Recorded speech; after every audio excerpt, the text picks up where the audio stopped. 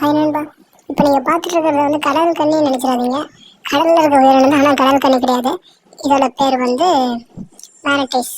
அதாவது நம்ம வந்து கடல் பசுன்னு சொல்லிட்டு அழைப்போம். கடல் பசுல வந்து கிட்டத்தட்ட ஒரு 4 வகை இருக்குது. அதில் வந்து ஒன்று தான் அந்த மேனட்டிஸ்.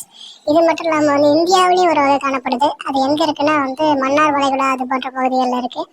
ஸோ அது வந்து மேனட்டிஸ்ன்ற வகை கீழே வராமல் டூகாங் அப்படின்ற வந்து வகை கீழே வரும். கிட்டத்தட்ட சொல்லப்போனால் மேனட்டிஸ் அப்படின்றது வந்து தனி ஒரு இனம், அதே போல் டூகாங்ஸ் அப்படின்றது வந்து தனி இனம். அது ஏன் அப்படின்னா வந்து நான் உங்களுக்கு இதில் பார்க்கும்போது சொல்கிறேன். இப்போ நீங்கள் பார்த்துட்டு இருக்கீங்களா, இது மேனட்டிஸ். இது வந்து சைஸ் பெருசாக இருக்கும்.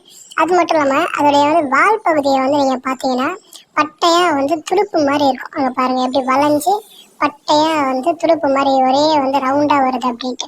இது வந்து மேனட்டிஸ். கடல் பசுக்களில் இந்த வகை. இது வந்து 3 இனங்கள் இருக்குது. ஒன்று வந்து வெஸ்ட் இண்டியன் மேனட்டிஸ் இருக்குது, அதே போல் வந்து அமேசானியன் மேனட்டிஸ் இருக்குது, அதே போல் வெஸ்ட் ஆஃப்ரிக்கன் மேனட்டிஸ் இருக்குது. ஸோ இதில் வந்து 3 வகை இருக்குது. ஆனால் டூகாங் அப்படின்றது வந்து ஒரே ஒரு வகை தான் இருக்குது. அதுவும் வந்து எங்கே இருக்குன்னா நம்ம இந்தியன் பகுதிகளில் இருக்குது, இன்னும் உலகம் சில பகுதிகளில் இருக்குது.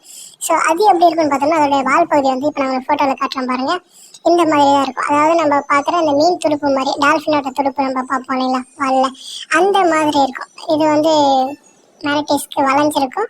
இது நம்மளுடைய டூகாங்ஸ்க்கு வந்து விரிஞ்சு வி மாதிரி ஷேப்பில் இருக்கும். ஸோ இதுதான் வித்தியாசம்.